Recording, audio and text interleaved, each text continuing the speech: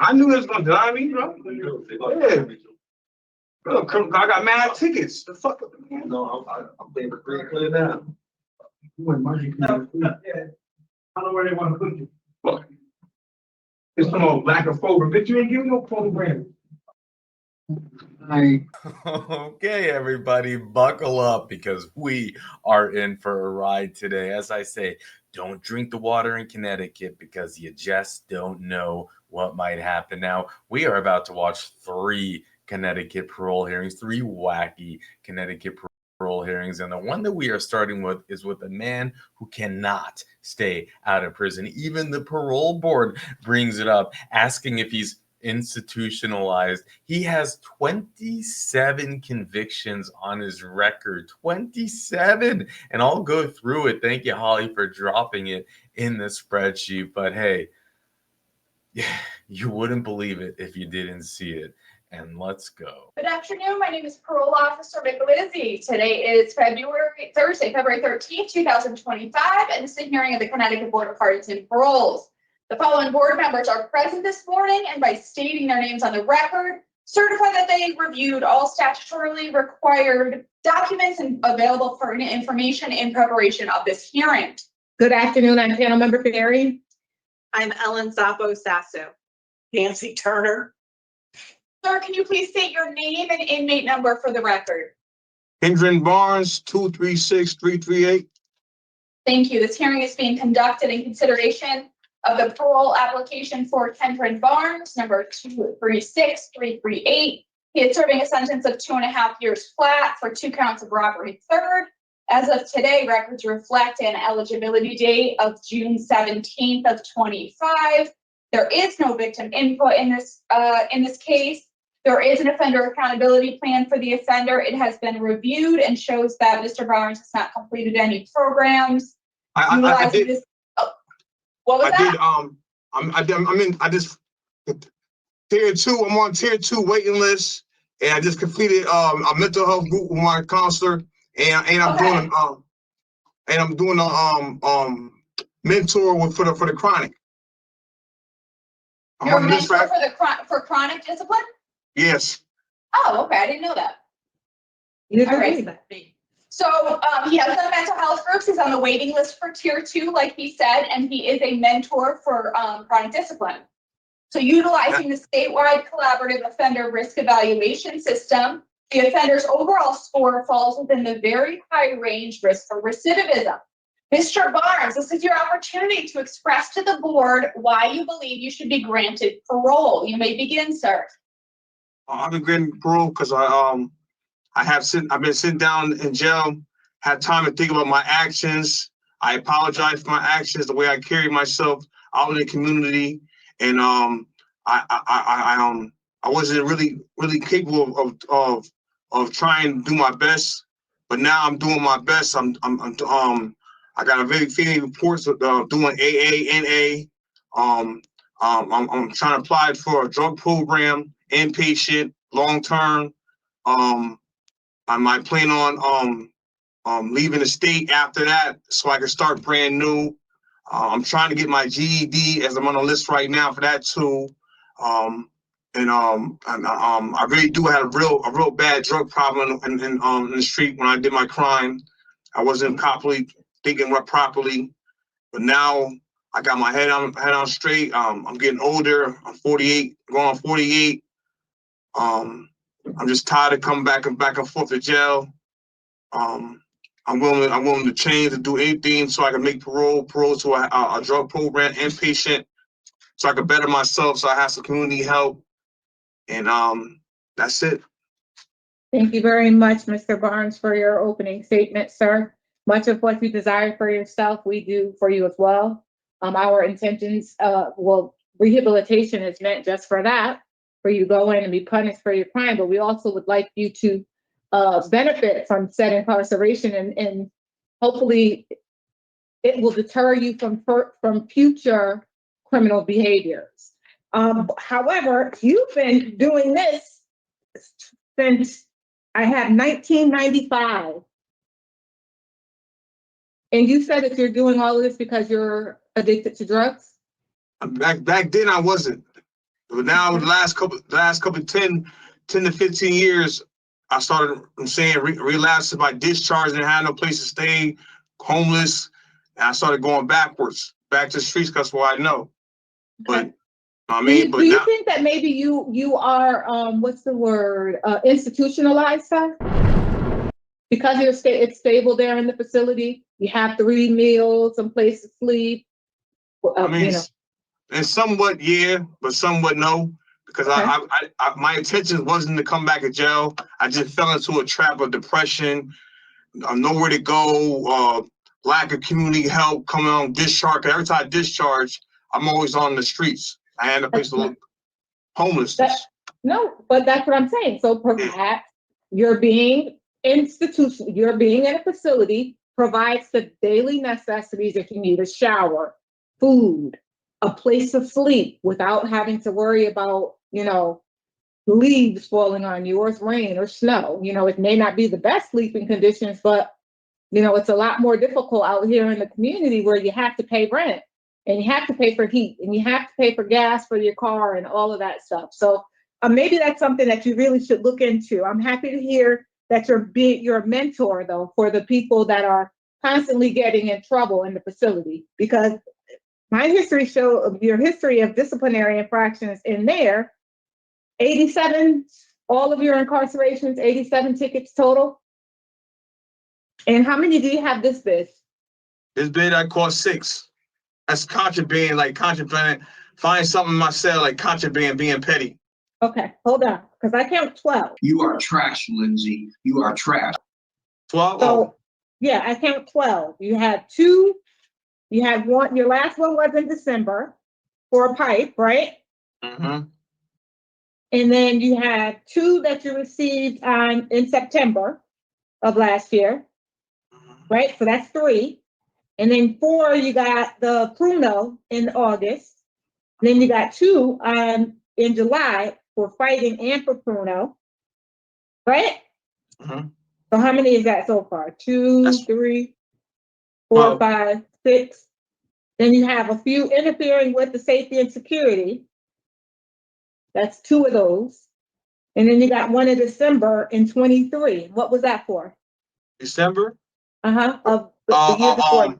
I went for medical. For medical. They put me out for medical. They gave me a ticket for medical. You go to Yukon, outside hospital, they caught a cold. They hit you with a few temporary security. That's how they do it here now. Mr. Barnes, tell me what it is that you think that you need for you to be successful when you go back out in the community, because you don't behave in the facility and you can't be compliant when you're out in the community. And it appears that they've tried on numerous occasions, at least 11 by our count, and you have not completed any of them successfully, sir. It's not a good look for somebody who's trying to impress a parole board. What do you need to be successful when you return to the community? That's program, I guess. You've taken programs, sir. That's not what it is. You've taken programs. That's not what you need. What is it what else do you need? Because the programs aren't working. How the programs ain't working? I ain't get a chance to do most of my programs because I got sent this late. I got here in July.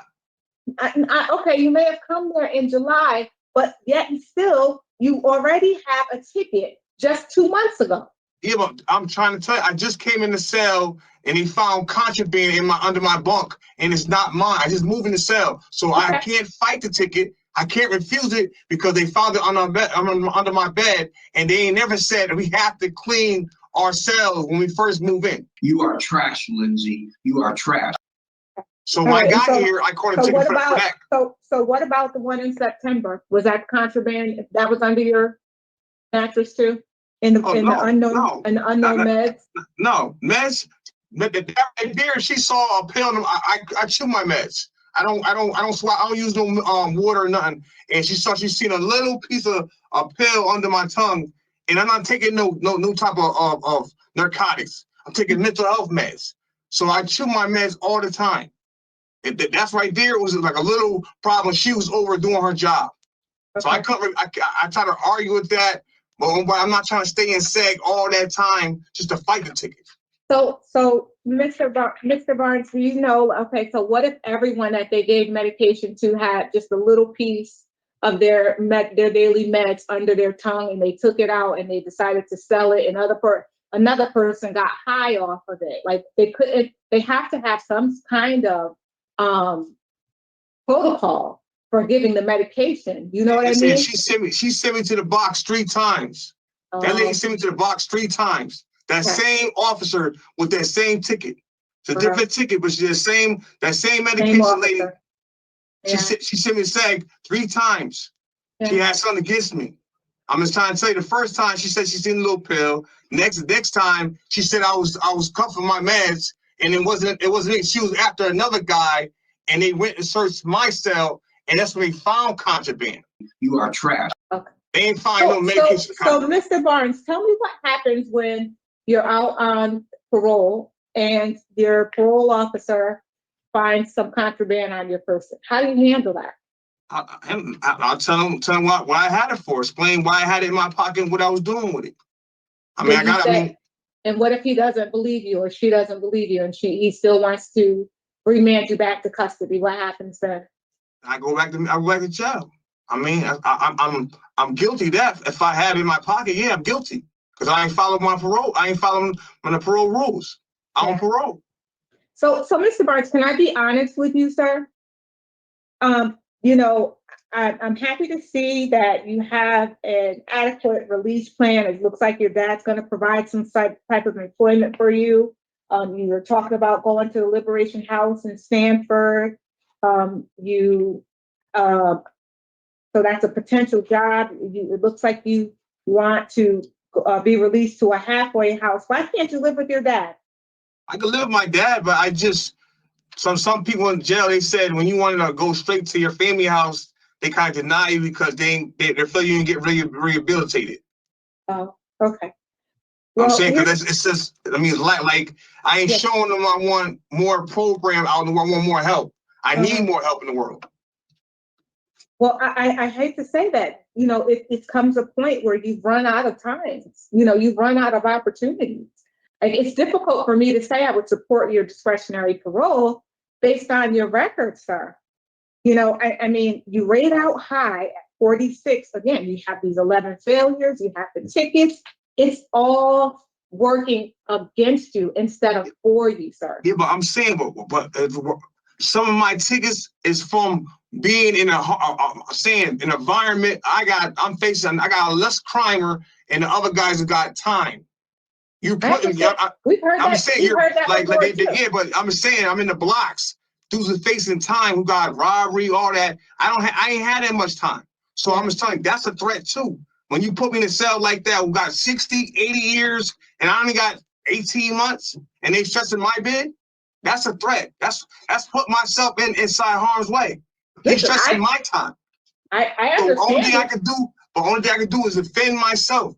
They're not, ain't no officer, ain't no warden, ain't nobody gonna jump in front of my cell and say, oh, they're gonna help me out like that. Mr. Hines, Mr. Barnes, I understand exactly what you're saying, sir. It's you know, it's a dog eat dog kind of world in that facility, but prison's not supposed to, it's not made to be easy, sir. And that the only way to avoid being in those kind of predicaments is avoid returning to prison.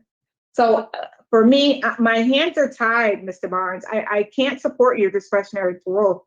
It's you know, I really do hope that you utilize your family support that you have out there to avoid returning to prison, sir. You've been doing this for a long time, and I really do hope you're done. Ms. Turner? I have no questions for Mr. Barnes. Thank you. Ms. Zappo? Neither do I. All right. So I have Mr. Barnes denied based on his constitutional adjustment to disciplinary infractions, his criminal history, and he has not completed any program to address his substance abuse problem, which is drug score is a 5. And we know you're on the wait list. Where but how is that my fault though? It's not. How is that my fault? No parole for tape. They keep saying I'm on the list and they don't not call it. You're blaming me for something DOC problem is, not mine.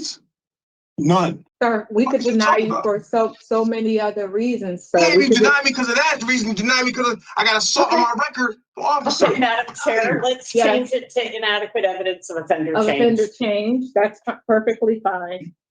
What happened? Okay. Okay. Mr. Tate is not getting parole because of anger issues. That's what's going on here. No parole. So with regard to Kendren Barnes, 236338, I move to deny discretionary parole based on his poor institutional adjustment, his criminal history, and inadequate evidence of offender change. You will not receive a new hearing. Is there a second? Second. All in favor? Aye. Aye. All right, Mr. Barnes, you'll receive this in writing. This concludes the hearing for Kendren Barnes, number 236338. Yeah, you should deny me. Fuck more. Yeah. Huh? Nigga deny me for criminal history. You blame me for all other shit. Stop. Huh? I knew he was gonna deny me, bro. Yeah. Bro, I got mad tickets. The fuck? No, I'm being pretty clear now. I don't know where they want to put you. Look. It's some old lack of program, but you ain't giving no program. Right.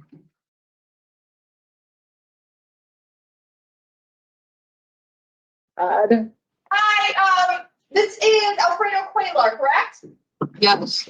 Okay, we'll be right with you. Hold on All one right. second. Well, how would you, I'm sorry, how would you like to be, what pronouns do you use? Miss. Miss Quarr, we'll be right with you, okay? Okay. Like I said, look, I mean, I some people are just institutionalized, and Holly has dropped in the sheets here 27 different convictions, and it's just, it's a lot of Thank you. I mean, Yeah. okay, I mean, I guess I can just go through them real quick while we wait for this parole hearing to start. But we have 4/30/2015 carrying a dangerous weapon. 12/23/2015 threatening, violation of probation, larceny 6, each of these are a different date. Larceny 6 again, failure to appear, larceny 6. I mean, hey, he hasn't done anything to children, he hasn't killed anyone. Weapon in a correction facility, larceny 6. Look, a lot of the things he was saying, I agree with him. A big problem is like when you put someone in with a 16-month stint inside of a cell with someone who's doing life, you're going to have trouble. But also, I think it's because of his behavior and how he's classified that he's being put with people serving letters. You know what I mean? You can, but it's larceny 6. So it just goes on and on and on and on. Are the roads bad out there for the storm? What'd you say? I'm sorry. Are the roads bad out there from the snowstorm and stuff? No, I think it was just mostly rain. Oh. Yeah, it's not too bad, just rain. Yeah, the temperature Wait, went up, so it go ahead. took care. What'd you say? So the temperatures went up, so it took care Yeah. of what Oh, would have did? otherwise been really dicey. Freezing. It's not right. On and on. But what I got to tell you is that this man, had they granted him, yeah, he would have just gotten revoked and put back in the system. There's nothing more to say about it. But the hearing that we're about to see now, I think it's actually scarier because the criminal record on this is so insane, and being that this person just killed someone is mind-boggling to me that there's even a chance at parole opportunity. But with that, let's jump in. All right. Are you all set for the hearing? Ms. Quarr, are you all set for the hearing? Yeah, I'm ready. Okay, great. All right. Good afternoon. My name is Parole Officer Michelizzi. Today is Thursday, February 13th, 2025. And this is a hearing of the Connecticut Board of Pardons and Paroles. The following board members are present today, and by stating their names on the record, certify that they have reviewed all statutorily required documents and available pertinent information in preparation of this hearing. Good afternoon, I'm panel member Barry. I'm Ellen Zappo Sasser. Nancy Turner, good afternoon. I'm Miss Quarr. Nice to meet you guys. Can you please state your name and inmate number for the record? Alfredo Quarr, 265-423. Thank you. This hearing is being conducted in consideration of the parole application for Alfredo Quarr, number 265423. She is serving a sentence of 2.5 years and 2.5 years of special parole for criminal possession of a firearm. As of today, records reflect a parole eligibility date that is past October 5th of 24. There is no victim input in this case. There is an offender accountability plan for the offender. It has been reviewed and shows that the offender has completed no programming. Utilizing the statewide collaborative offender risk evaluation system, the offender's overall score falls within the very high range risk for recidivism.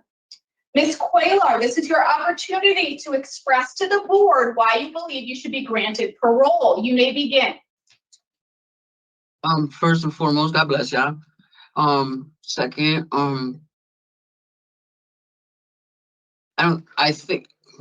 my thought on parole, I think as long as I keep my family structure sequence with my day of living and my way of life with my family and not being surrounded by the wrong people, just starting not just out there, but from within here and then going out to the community also, surrounding myself with nothing that's positive, people that's good influencers, you know what I mean? Like my older sister, she's a principal at Parkville Elementary. I have a good family support system. My mom, my sisters, my other sister's also a teacher in Enfield, and I have a good family of firefighters also. I come from a good family. I've been caught up through the system too many times, and I'm just really tired of coming back to jail. I have an 18-year-old son, and I have a 1-year-old granddaughter, and I think I just need to just further my education also, and on the programming thing in here, I've been on the waiting list for these programs for the Voices program, but I haven't started it yet. Also, I've caught a couple tickets since I've been incarcerated. You know, one person tried to assault me. I got into a fight. Dude punched me in the face because I'm trans, and I protected myself. That's how I caught my fighting ticket, and I caught another ticket also for a person who was assassinated my character and kicked me in the shin, and I ended up grabbing him by the neck, and I plead guilty to that. But wait a second, wait. That's not what your ticket says, sir. Quarr. Can you spell it? Quarr. 18 so? Yeah. Yeah. That's not what your ticket reads completely different. But so Miss Cellular, we have. I said it. How do you say your last name? Quarr. Quarr. Okay. Quarr.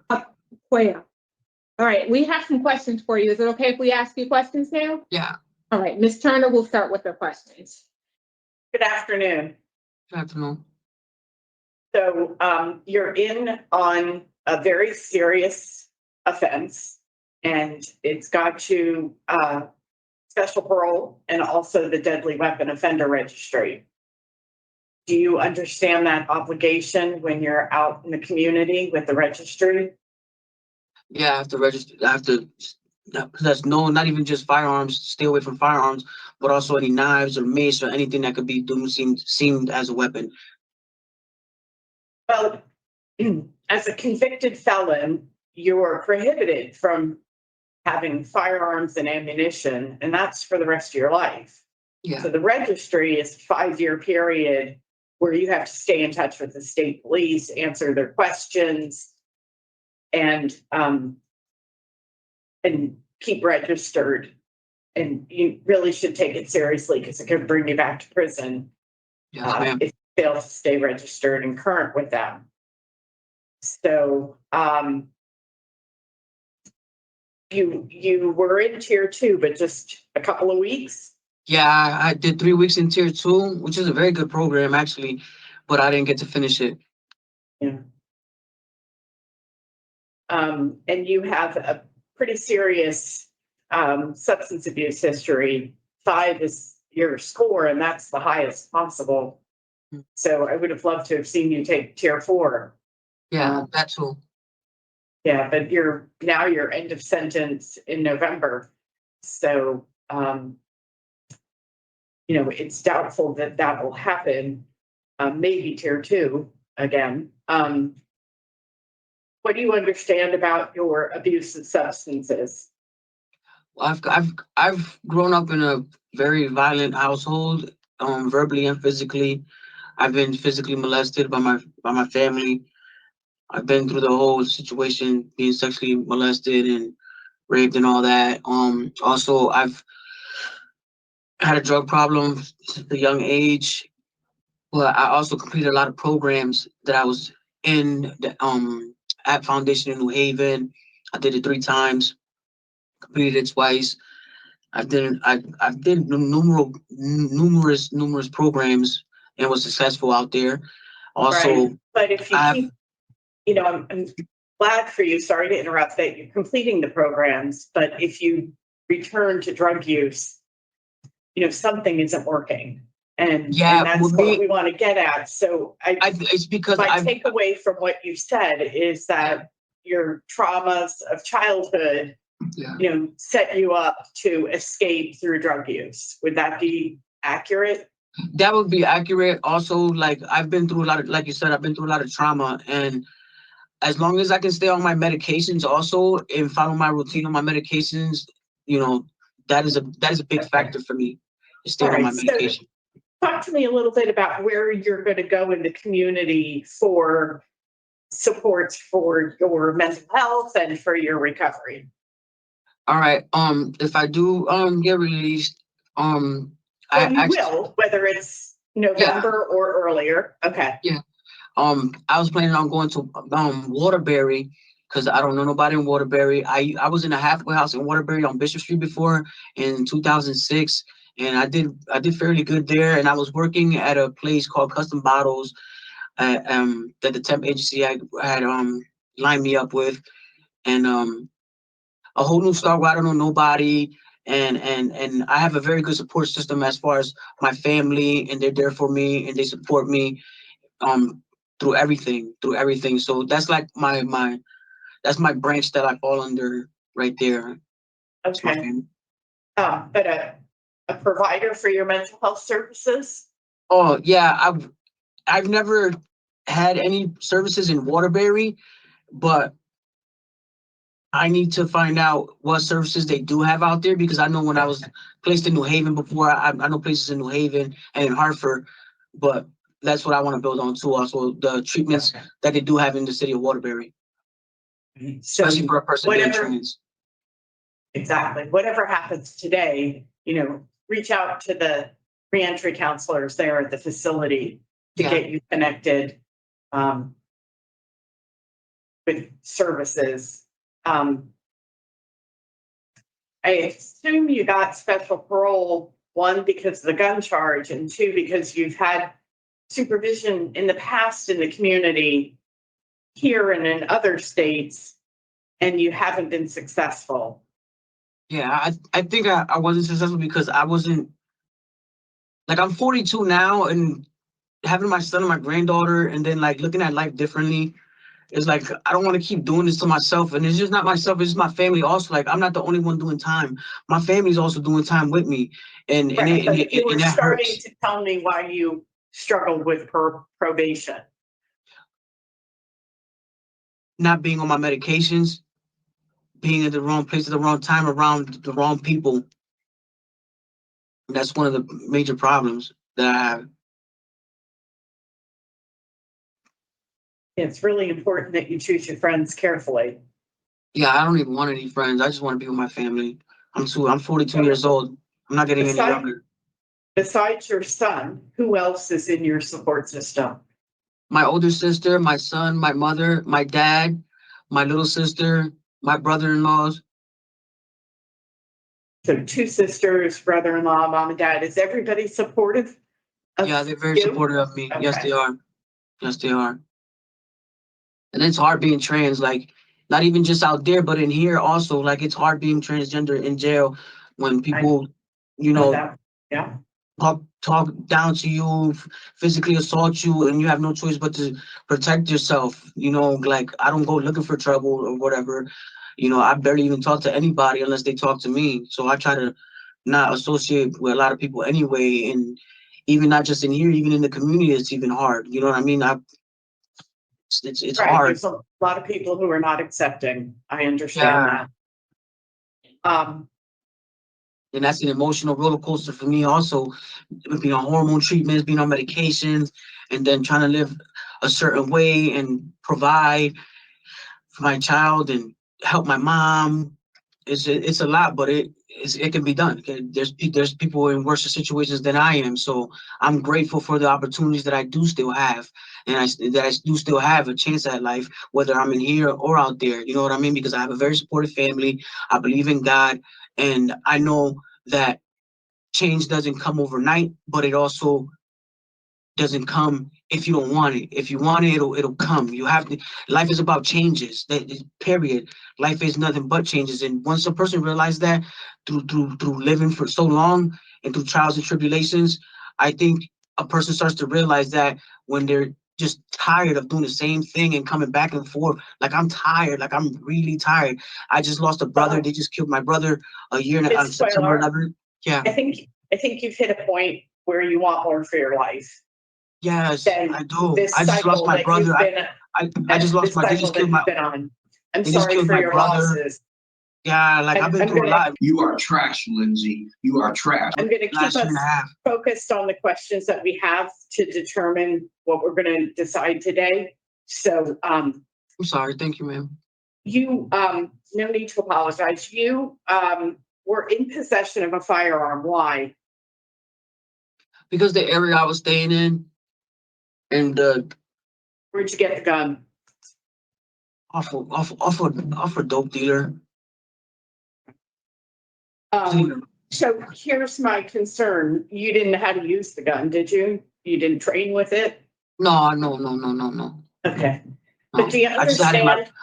I know that I understand the risks that can happen and that come with possessing a firearm. Period. Possessing any type of firearm or weapon, and the lifestyle that brings, and the attention that it brings, and the consequences that eventually end up coming if you're living that life and holding something like that, whether it's for protection or to harm anybody. Especially when you don't have any training. Because course. every You can hurt firearm yourself. handles differently. Yeah. And in this case, you let's say you hit your target, and fortunately nobody else was injured. Yeah. When you think back on that situation 4 years ago, do you think there was any other way you could have handled it?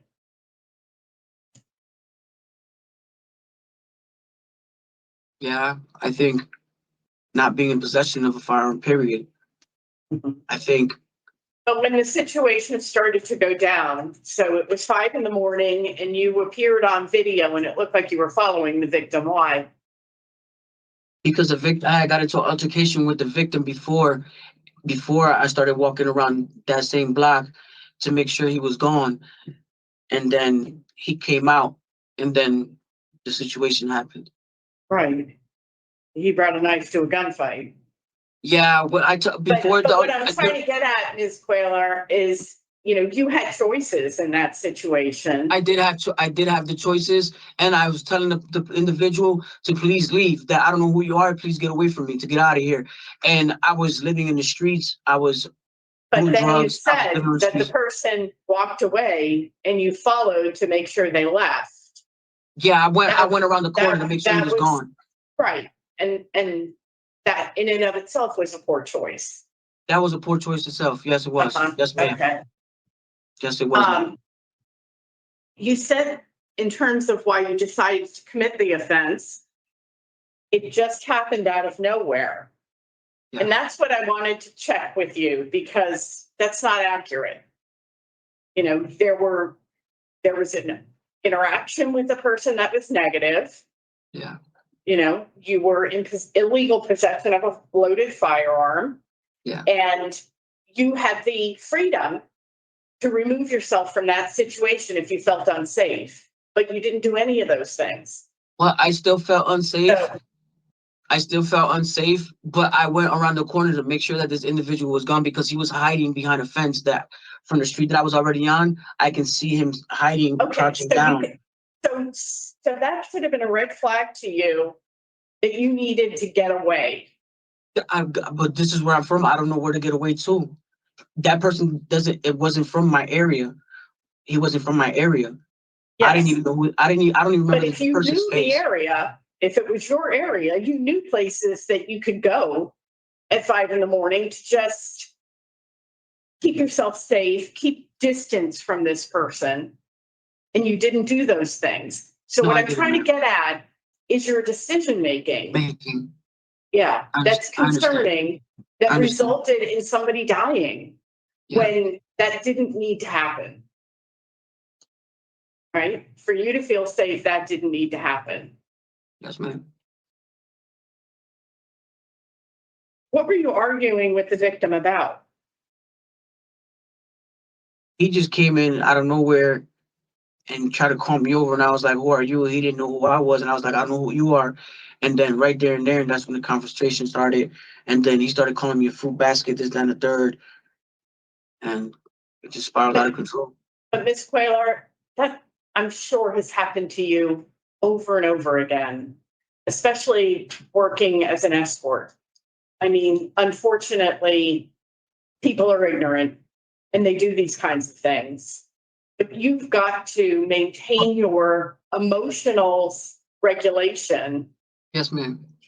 So that you can think clearly about your own safety and how to keep yourself safe.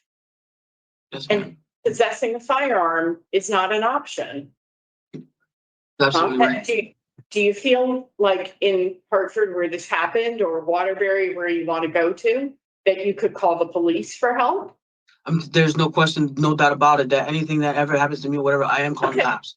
I am calling police. Well, I'm asking because I know people in the trans community often do not feel like the police are their allies. And so I'm asking you, as someone who is telling us you want to go to Waterbury for a fresh start, whether you think it's an option if you were to feel unsafe again in the community to reach out to law enforcement, and you say yes? Yes, ma'am, I will. Yes, All ma'am. right.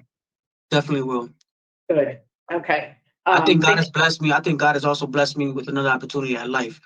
And I've been through so much and went through so much. And I'm not saying I'm an angel or a saint or any of that, because I'm not. I'm looking at the paper and I can tell you that. But tell me, what were the federal charges that were brought in 2022? What were your federal charges that you're on probation for? I was in 2010, I was sentenced to possession of a firearm and crossing state lines, affecting interstate commerce. Okay, so you have a history with guns. Yeah, that was the last time besides this part. Okay, it needs to end, sir. Yeah, I know. Now, it's me. All right, thanks for talking with me. I really wish you much success going forward. Thank you. God bless you. Thank you. Thank you, Ms. Turner. Ms. Apple?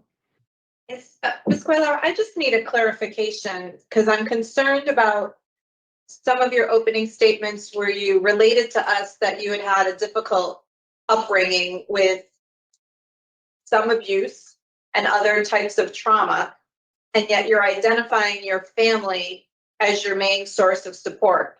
Mm-hmm. Without going into any personal details, because I don't need that, was there another part of your family that you are now not connected to? Where was this abuse that occurred, and how have you come beyond that?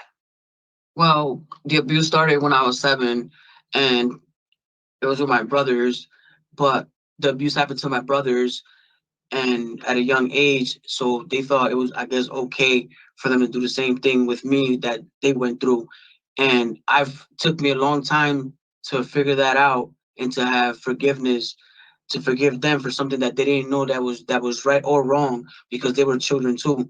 But I've dealt with that my whole entire life. And like just recently, probably in the past, like I'll say about 13 years is where I found the compassion and the forgiveness to forgive them for something that they didn't know that they were doing was wrong to me and was never brought about or talked about. And I've lived with that my whole entire life, and just with full of rage and living out there and doing drugs and full of rage and anger and depression and anxiety, living with that. And it's never been talked about with my families. And then when I actually sat down finally and found out that it happened to them, and they was just acting out as young kids do and thinking that is right. And we all were victims. I wasn't just a victim, they were victims also. So there I found the compassion. And I thank God for that, because I had a lot of anger inside, a lot of anger in asking why. But that doesn't portray me to be the person who I am today, being transgender. That doesn't mean that's why I'm transgender. I was born in my mind and my body and soul and spirit. I think I'm a female and I know I'm a female. But I lived the life of a man also. I lived a very tragic life, a very traumatic life. But I found the power in God to forgive myself, but also to forgive them, because it wasn't their fault, you know? So it takes a lot for a person that has been through that to acknowledge that, not just within myself, but in others, and to find forgiveness and to move on. Okay. That's So how, you mentioned that one of your brothers unfortunately has died. yeah. Is your other brother that was subjected to this level of abuse, is he still in your life? Yeah. And do And the we're rest back. of your And we're, family know what yeah, had happened now? yeah, yeah. So they are We're best supporting friends. you. They all support me. They're there for me. We done talked about it. They've been hurt. I've been hurt.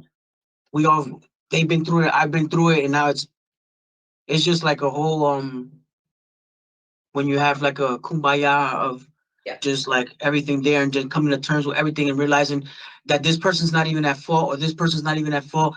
And it was just like, oh my God, like nobody was right or wrong. It was, we all were victims. We all were victims. Thank you. That's very clarifying for me. And then my last question is that, you have had periods of incarceration and but outside of those periods, I think I was able to piece together that there were periods of time that you weren't in trouble, that you weren't involved with the criminal justice system. So it appears that you can do it. I am concerned about your drug and alcohol score without you getting appropriate programs, because that's key. If you are an alcoholic or were an alcoholic, you are an alcoholic today. And I think your release plan, definitely you need therapy and medication management, and you really need to work to set that up in order to be successful. Yes, ma'am. Yes, ma'am. And I totally agree with that. I totally agree with That's all I that. have, Madam Chair. Thank you, Ms. Apple. So we are done with our questions and we are going to deliberate now. You can stay there and listen, but please don't interrupt, okay? Our All question. right. Thank you, guys. Thank you, guys. God bless you. Thank you. All right, Ms. Turner? Well, I've enjoyed hearing from Ms. Quayler today, because on paper, it's a very different picture. It's challenging to be looking at a criminal history that goes back to 1999, spans 4 other states and federal convictions.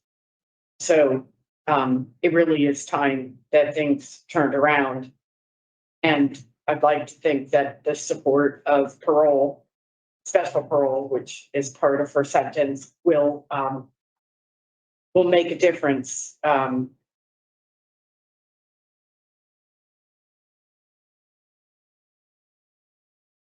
I'm quite moved by her ability to forgive those who victimized her in the past and understand the factors that contributed to their bad acts. I think it's part of taking back her power that she could forgive. Because it ultimately is going to help her resolve the anger that I think has been the undercurrent fueling a lot of the decisions, and certainly turned inward, fueling the drug addiction that she struggles with. She did have previous clean period of 8 years. Spoke positively about completing drug treatment in the past. So she knows it's possible for herself. I would like to see her advance to discretionary parole. We're talking about 9 months at this point before she begins 2.5 years of special parole. And I think the additional time supervised in the community will create the stability for her mental health and her recovery that will put her on a positive path. And I couldn't be happier for her that she has a good support system of people who love it and care about her and also accept her. So my vote is Tran. Thank you, Ms. Turner. Ms. Beckle? I echo those sentiments and my vote is to grant. And while I can appreciate everything that you have shared here today, Ms. Quaylar, your record honestly really kind of is concerning for me. So I mean, I do wish you the best as well. But I will not be in support of your discretionary parole.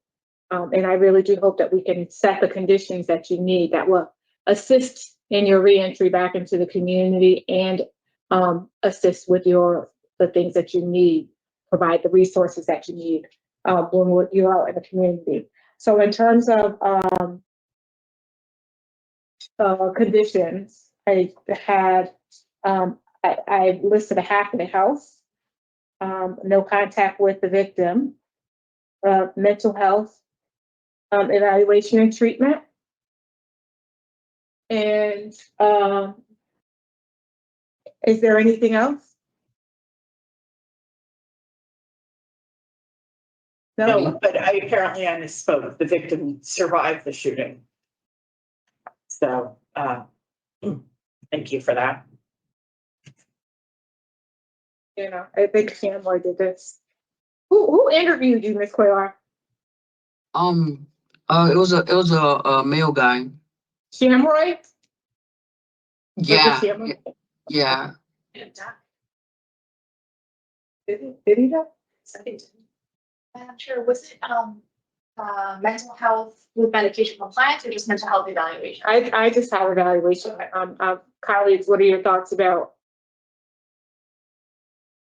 the condition, treatment, or just the mental health evaluation? Evaluation and treatment is deemed necessary would be my vote. Okay.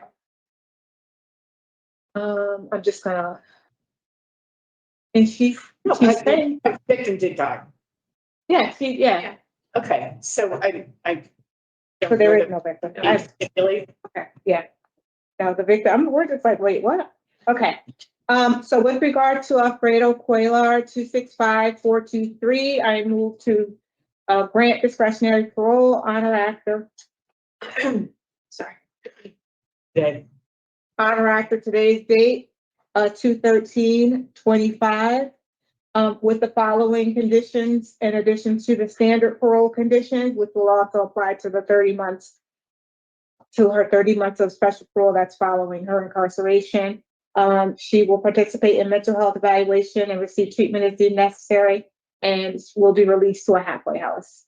Is that it? Is there a second? Second. All in favor? Aye. All opposed? Aye. So the record will reflect that I am voting in the minority, and I explained to you my position, Ms. Quaylar, and you'll receive all of this in writing, and we do wish you the best. Good luck to you. Thank you. God bless you guys. Thank you. Thank you. That's the hearing for Alfredo Quarr, number 265-423.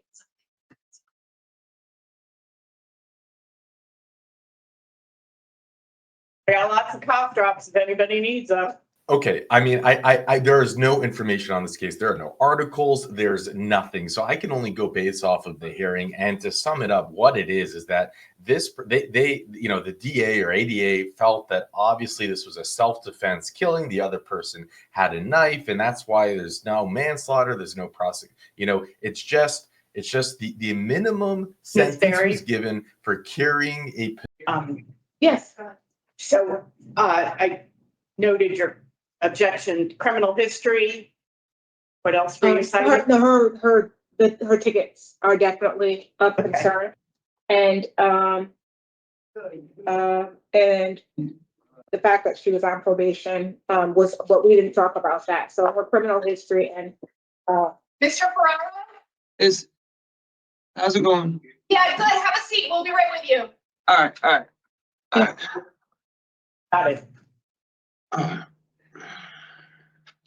Possession by a firearm by possession by a convicted felon, 2-year sentence. Now the maximum is a 5-year sentence. They could have also thrown on a million other charges, but they didn't. Now, why the Connecticut 88 did not do that? Because remember, it's a minimum charge. They don't have the argument of, well, it was self-defense, or we don't have evidence, or we don't want to go to trial. They could have said, you had a firearm, you used it. 5 years if they wanted to lock this person up. But for whatever reason, they went light. They went really light. And the parole board did as well. And I just can't help it that it's some type of, I don't know. I don't know what it is, but it's strange. This was a strange parole hearing. The victim was not brought up once. It was, they weren't even sure if the victim died or not. There was no empathy. It was one of those, I think if you looked up narcissist in the encyclopedia, we would see this inmate there. It was all about me, me, me, me, me. What about the person whose life you took? And here's the thing. Look, it could be that the person whose life you took was a really bad person. It could be that this was a justifiable self-defense killing. Who knows? Didn't sound like it. Sounded like this person was stalking that person, going, that's what the camera said. And it seems like it was instigated. And but we don't know. All I can tell you is that it felt like the parole board was saying that you were the victim, and also validating and justifying a criminal offense of selling yourself on the street. You can say that you can have any viewpoint you want about that crime, but it is still illegal in Connecticut to do that. And for the parole board not to say that is mind-blowing to me. And it only feels like it's bringing in your political beliefs and projecting it onto the justice system, which is not your job as a parole board member. There's legislation, there is laws that you need to follow. And it's so strange. This was not a good parole hearing. I saw nothing. I saw nothing. I saw no redeeming factors. So all of a sudden say, you've gone a long way by forgiving those that have harmed you. It's like, are you kidding me? You killed a person. Where you didn't even know in this parole hearing if you killed him. Never was there nothing. I saw nothing, and it's so crazy to me. Mandoo, you don't know. Okay, all right, fine. This is just my opinion. Okay, I am willing to bet that we will see a revocation hearing. We've seen it before, so make sure to check out the return of playlist. I don't know. Like, I have no animosity. The person has no sex offenses on their record, which I at least that I'm aware of. I don't see, but there's a long criminal history, and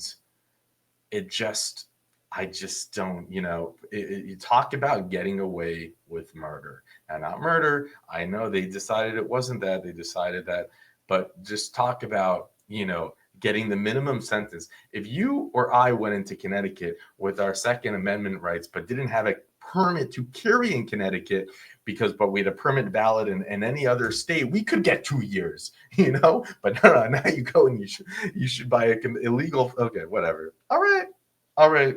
It is what it is.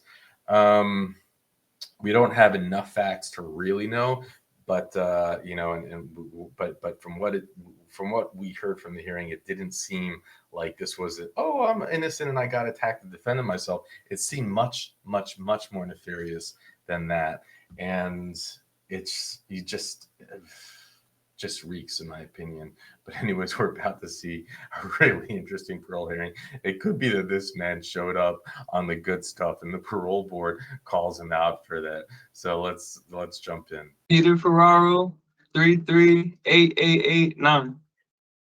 This hearing is being conducted in consideration of the parole application for Peter Ferraro Jr., number 338889. He is serving a sentence of 6 years flat for 2 counts of harassment second, 2 counts failure to appear first, violation of probation, robbery first, conspiracy to commit burglary third, illegal possession of a weapon in a motor vehicle, interfering with an officer, carrying a dangerous weapon, illegal operation of motor vehicle under the influence and weapon in a correctional institution.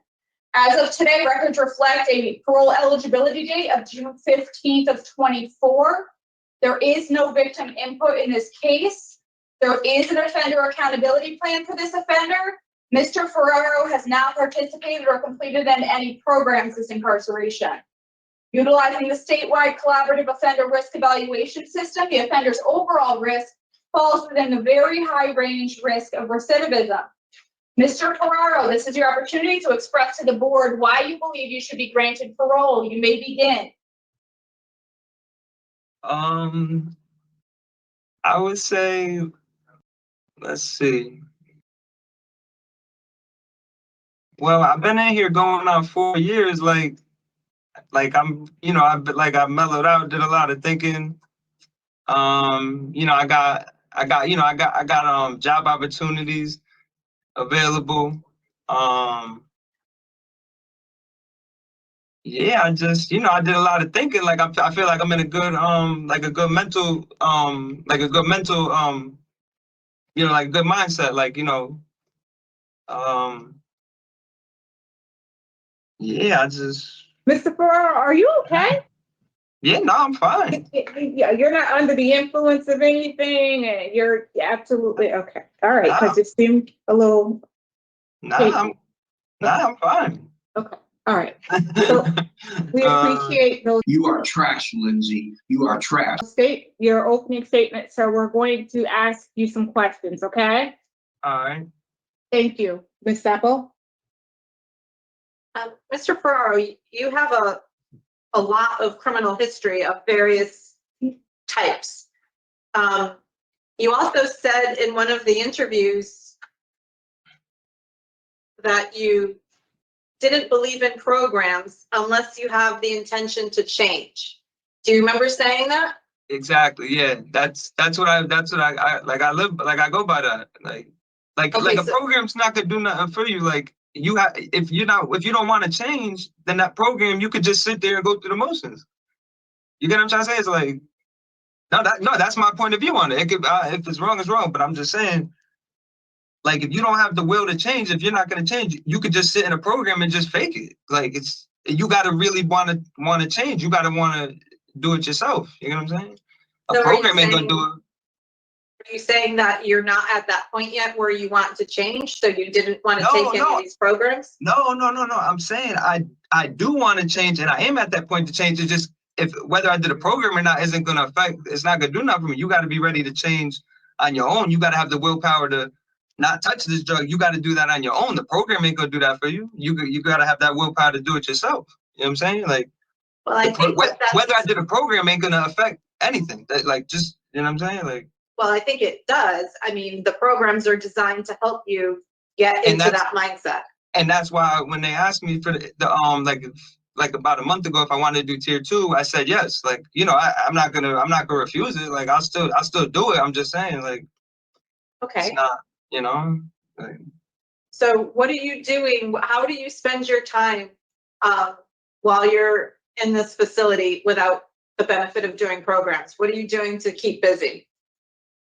I'm always occupied. Like, I do, like I'm real spiritual. Like I do like my prayers every day. Then I read the Bible. Like that's like my main routine. Everything else is around that. That's what I base everything off. You know what I'm saying? Like I'm real spiritual with So your drug and alcohol score is a 4. And it says that your drugs and alcohol of choice you were drinking, and then there was marijuana and Suboxone. Can you tell me a little bit about what you perceive your addiction to be and how that contributed to some of your crime spree?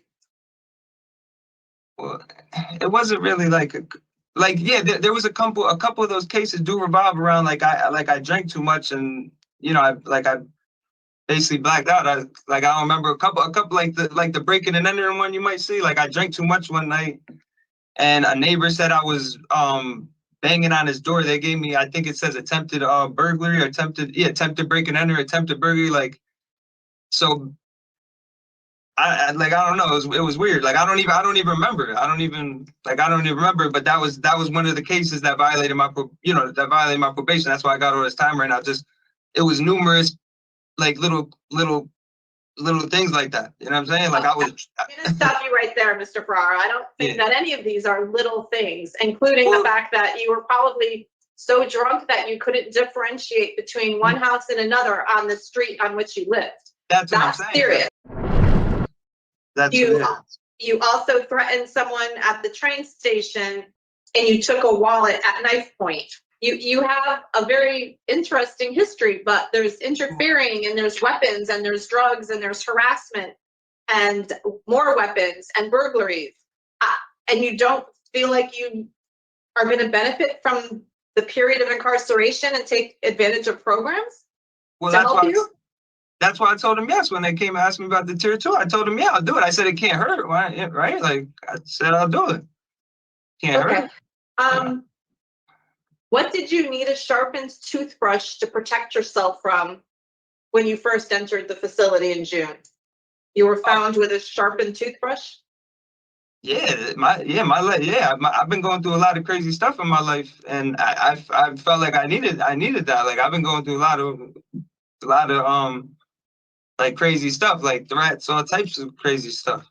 You know what I'm saying? So that's why I felt like I needed that. You know what I mean? Not necessarily like to do anything with it, just for like a safety precaution. Like for example, like a cop or anybody who has a gun license, like they're not going to use it, but they have it just in case for that 1% chance or whatever. You know what I mean?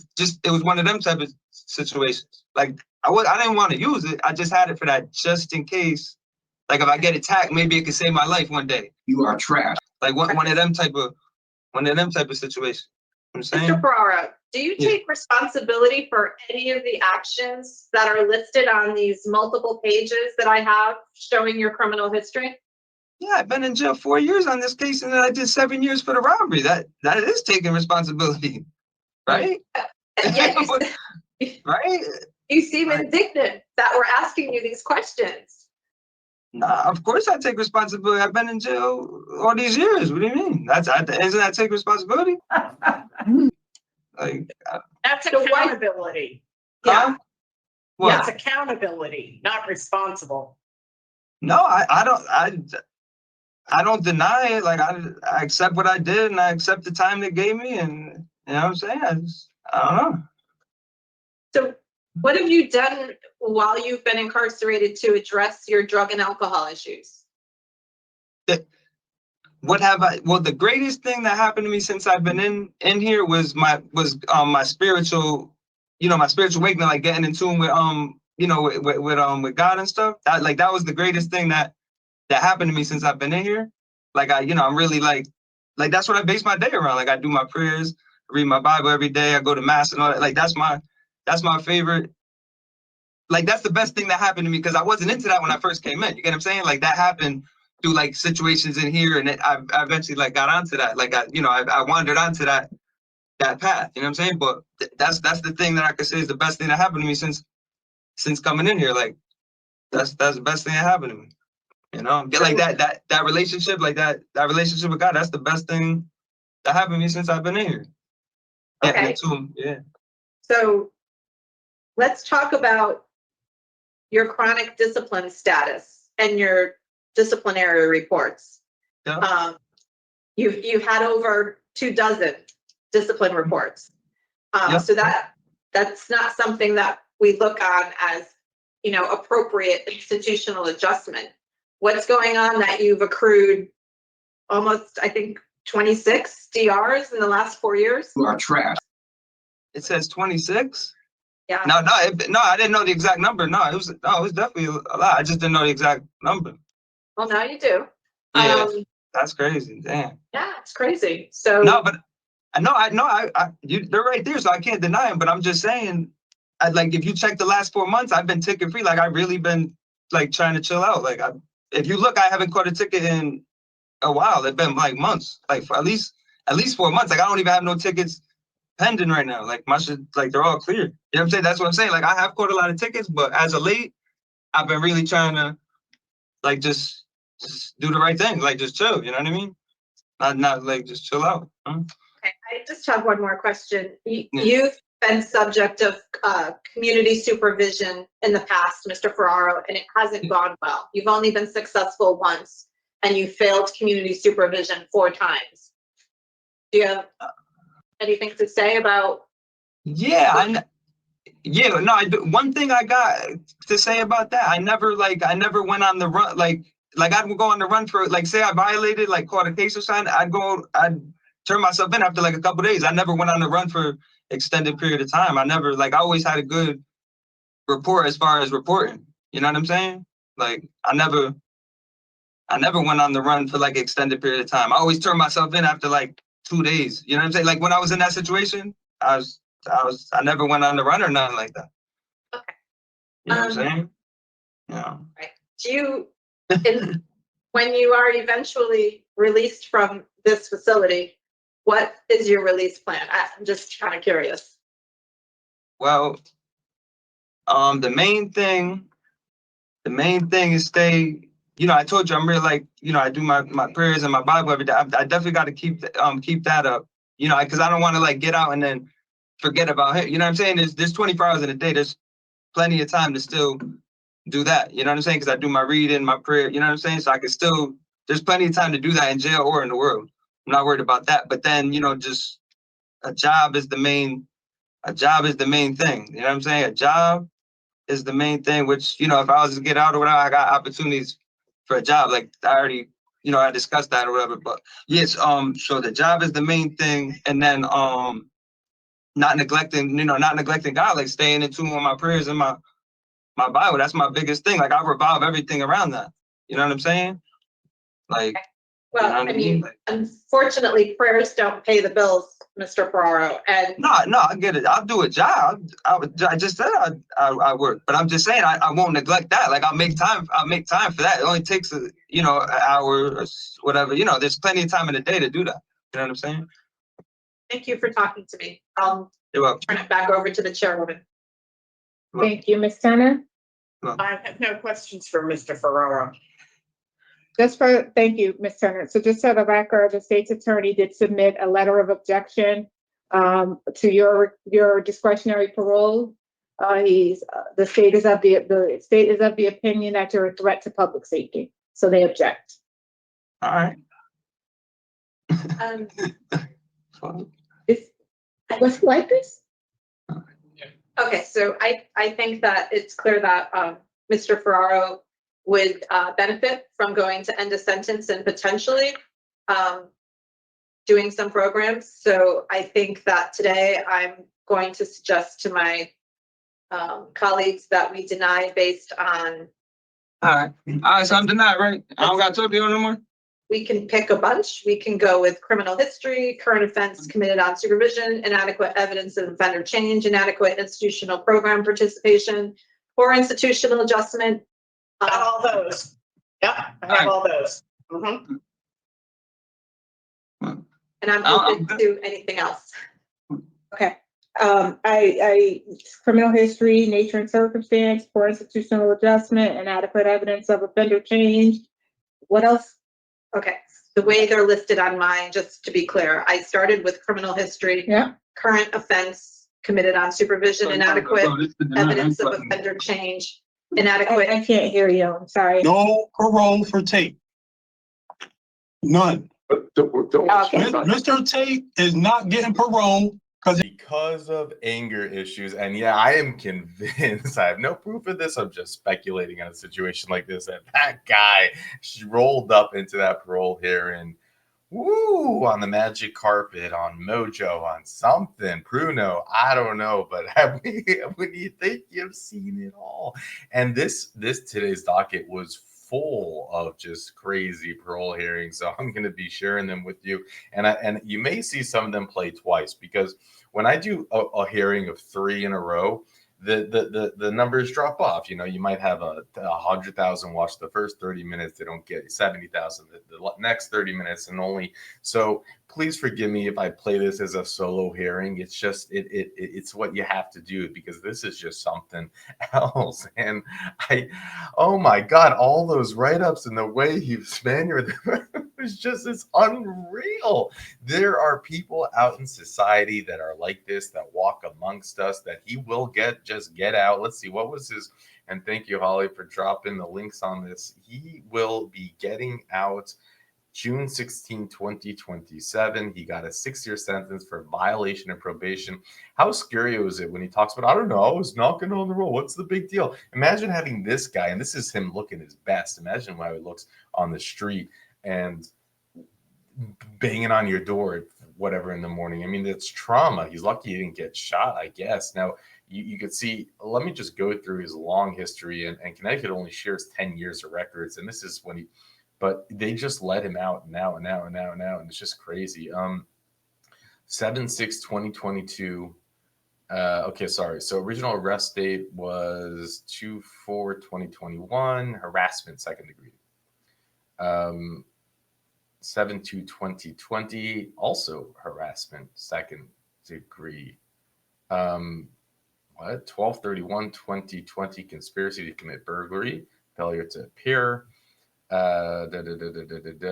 interference with an officer and carrying a dangerous weapon on 1/11/2021, 1/6/2021, illegal possession of a motor vehicle.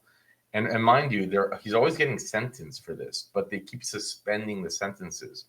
1/6/2021, illegal operating of a vehicle under the influence of alcohol. 6/23/2022, weapons correction. Oh, so this is his having the toothbrush sharpened thing. Hey, and listen, I get it. He's probably not the instigator. He probably does need it for self-defense. But with all of his write-ups and whatnot, oh man. He has another one for he just got another weapons charge, 9/18/2024.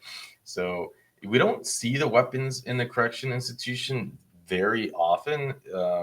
It is quite interesting, but all those write-ups, that is incredible. I mean, that is a really high. This guy's to think that he's going to be out in a couple of years, and we'll probably see him on the revocation list. So stick around. We do play people hearings when they come back for second time. There's a playlist for it, return of playlist. But this was a wild ride of hearing. It's overwhelming to think, and I think that everyone should watch these. They should understand that there are people who are criminals in nature. They can't help it. And releasing them back into society, or thinking that just putting them on a program is going to solve the issue, it's just not true. I don't know what the answer is. Should people be locked up? Well, this is why they have habitual offender bills, for those who they believe shouldn't be out in the public forever. Some people need time to mature and grow up, and I don't know what else it is, but the idea that if you think that the 3 people who we just saw, who all will be walking the street very soon, if you think that they all 3 are going to succeed, just look at the odds. 3, 1 killed a person already. The other can't say, what were the other 2 literally can't stay out of prison, but they don't seem to have serious violent crimes on their record. But we know with the plea deal thing, that's not necessarily true. But if you think of what's interesting also, the one of the 3 that actually took a life got paroled. The other 2 don't. And I don't think any of them should have gotten paroled. But take the 3 of them and drop them into your community. Do you want them living in your community? Or just let's just do the math odds. Do you really think that they are not going to hurt more people just in the next 12 months? I mean, it's a guarantee. I'm put this on the casino odds, and the odds will be so stacked that they're not only going to end up back in jail, but they're going to end up hurting someone, end up in a longer prison sentence. But Connecticut is pushing an agenda that their DOC is better than the other states' DOCs, that they have a better way of rehabilitating people. They have a lower incarceration rates. They have lower recidivism rates. This is part of their agenda that they're pushing. It's part of their propaganda, and it benefits them to have people locked up for less time. And then when they commit crimes, to give them shorter sentences or to not revoke them, et cetera, et cetera. And this is why we see this crazy system in Connecticut. It's all part of this message that they need to push, because they need to be right about how they view incarceration, and they view their programs, and they view their sentencing. But really, in my opinion, we see the inside, we see the underneath the hood by these parole hearings, and it is not better than any other system. It is only more dangerous because of these shorter sentences. And we're seeing it right here in real time. And we just watched a train slowly approach the big crash. There's a big crash happening with these inmates that are about to enter into the community. People are going to be hurt, in my opinion, and we all could see it coming. It's clear as day, but those put in charge of protecting us, they have other things that they care more about. And with that, I'll let you go. List where Yeah, but how is that my fault though? It's not. How is that my fault? No parole for tape. They keep saying I'm on the list and they don't not calling. You're blaming me for something DOC problem is, not mine. None. Sir, we could What you deny talking you about? for so many other reasons, sir. Yeah, We you could deny me because of that. The reason you deny me because I got assault on my record, officer. Okay, Madam Chair, let's Yes. change it to inadequate evidence of offender of change. offender change, that's perfectly fine. What happened? Okay. Mr. Tate is not getting parole because of anger issues. That's what's going on here. No parole.